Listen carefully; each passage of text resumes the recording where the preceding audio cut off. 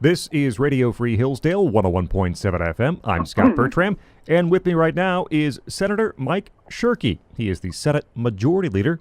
And look, wow, he's got a brand new website now at senatormikeshirkey.com. Senator, how are you? Good morning, Scott. I'm sorry that we haven't talked in a couple of weeks. This is the first time we've had a chance to chat since the governor's state of the state. Indeed, it is. And actually, that's where I'd like to start, because it is the first time we've talked since the state of the state. I imagine most people had a chance to either listen to it or perhaps view it or see some coverage, and wanted to get your reaction to some of the things the governor outlined during the state of the state. Sure. Anything in particular stick out to you? Oh, well, the main thing that stuck out to me was the lack of specificity. And though I give my governor a little latitude there because it's her first and it's early in the session, I was surprised that, particularly on her mantra about fix the blankety blank roads, I'm surprised that there wasn't more substance to that. Pretty much everything else was fairly predictable, and I just simply don't know how she's gonna navigate the way to find $1 billion or $2 that sounds like it adds up to for the kinds of programs that she wants to start. So the budget process will really begin the effort in earnest to both reveal her detailed ideas and demonstrate the challenges that will be required to accommodate some of them if we can at all. Let's talk about the roads again. That was a big part of the campaign, and I think there's somewhat a bipartisan agreement that there might be something done on that matter. And as you mentioned, the question is how to pay for it. Do we have that kind of money available in current tax receipts? Would there be a new revenue or tax source needed to get that done? So I've gone on record, Scott, and taken a few shots because of it, that anybody who believes we can solve a 50-year problem without finding additional revenue, I think, is probably mistaken. But that's not where we start. We start first with what are we trying to achieve in terms of actual dollars. And I believe what we started in 2015 and will have finished now in this year is the right practice, where we take a 3 or 4 year time period and we squeeze spending and capture growth and apply it all to roads. And so we will have successfully done that to the tune of $1.2 billion, which will remain road funding for perpetuity unless a legislature changes it. And what I believe we need to do is repeat that process 3 or 4 times over the next 12 years. That will not give us the immediate shot in the arm, but it gives the industry confidence that there's a plan, and now MDOT can actually roll out a comprehensive plan. I don't believe our economy can absorb a $2 or $2.5 or $3 billion hit all at one time. I think we have to spread it out over a few cycles, and if we maintain the same kinds of programs that we've maintained for the last 8 years, I think we should have a reasonable expectation that we'll still enjoy some modest growth. And if we capture a significant part of that growth and first apply it to the highest priority, which is infrastructure, I think we can do this. But if her plan is to go out and bond for a big number, I view that as tying the hands and feet of future generations, and that's not something that's too attractive to me. The governor also mentioned increased spending on K-12 schools, saying that the spending rate of increase in Michigan over the past 25 years or so has lagged behind others. Do you think that is a problem of spending, or is it a problem that might be finding more efficiencies and just finding ways to be more effective in our schools? This is a classic case of you always find what you're looking for. And they went out and found somebody to do a study to find a deficit of something. And so that's what they landed on. They couldn't land on total dollars because we've been spending more money consistently every year. So they decided to land on this notion of we're behind on the rate of increases, which I'm not even sure what the heck that means, to tell you the truth. We don't have, I don't believe, a spending problem broadly in our education system. There are a few weaknesses. I mean, special ed, there's some weaknesses there, and of course our performance is not where it needs to be. and she's tempting.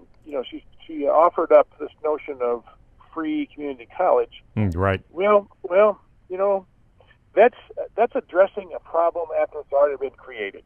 I think we should be at least equal spending, if we're going to do any increases, on the front end of the education system and process as we do the back end. Now, that does not address the current and immediate talent deficit, but I've offered many options on how the business community can engage and help address the short and more immediate term talent gap, and then longer term we systemically change Michigan's process on that, but not in the short term. The short term business community needs to own, I believe, half of it.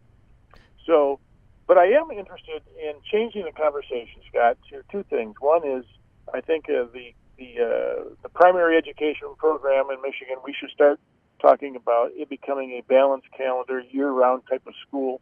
I don't believe it should be a mandate, but I think the data is very compelling that having more frequent, smaller interruptions for breaks and keeping kids engaged in education year-round is a far better system.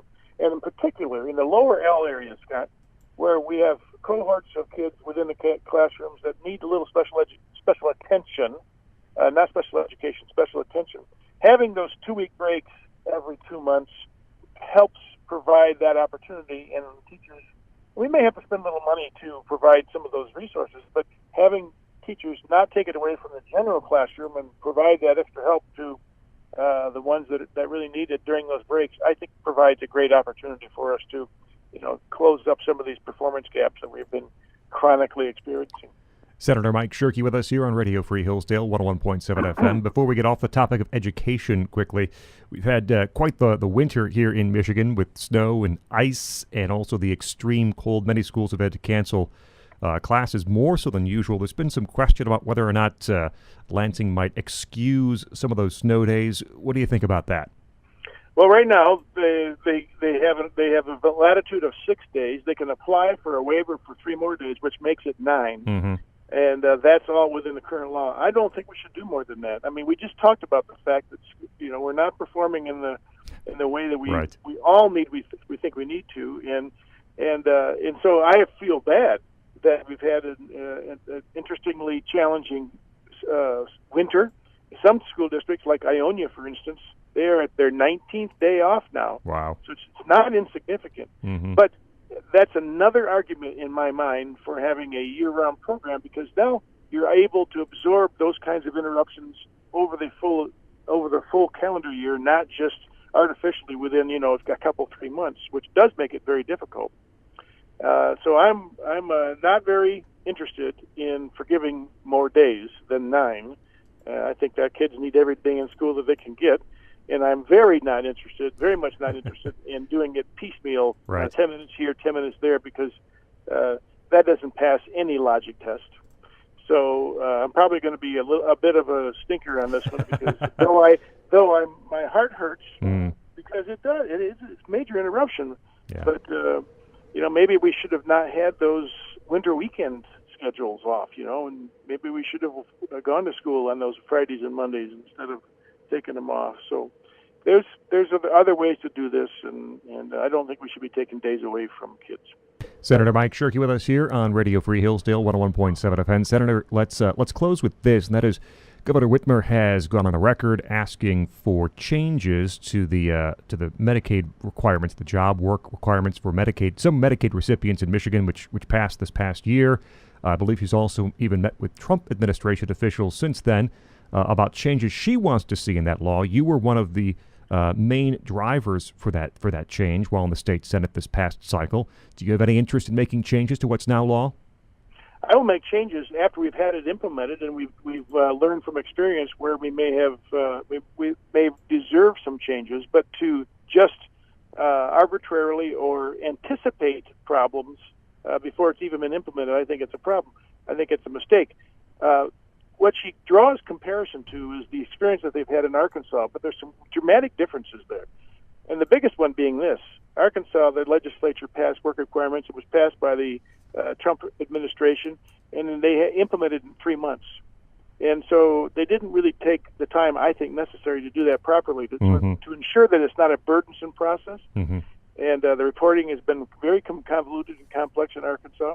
And shame on us in Michigan if we do the same. We've allowed 16 months to lay out the program, give people time to be prepared for it, so that they don't all of a sudden wake up one morning and say, "Oh, I gotta be engaged in some kind of work requirement now." No, they've got 16 months to prepare for that eventuality. So my immediate reaction is I will entertain changes based on real experience after we've implemented it. All right, State Senator Mike Shirkey. You can find him online, senatormikeshirkey.com, also on Facebook, too. Look for Mike Shirkey. He serves Branch, Hillsdale, and Jackson counties, and also is the Senate Majority Leader for the state of Michigan. Senator, thank you so much for joining us. You're welcome, Scott. Appreciate you very much.